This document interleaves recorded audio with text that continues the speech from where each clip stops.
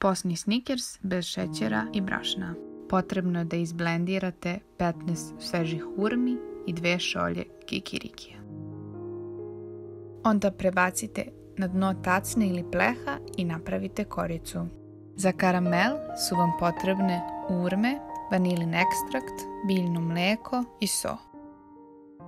Sve to lepo izblendirajte, pa onda sjedinite sa kikirikim puterom i dobro promešajte. Karamelu premažite preko kore.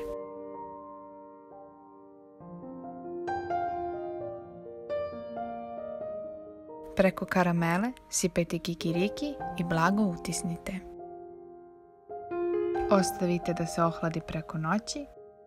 Sutradan ih isecite na željenu veličinu. Na kraju prelijte sa crnom čokoladom i uživajte u posnom Snickersu bez griže savesti. Prijetno!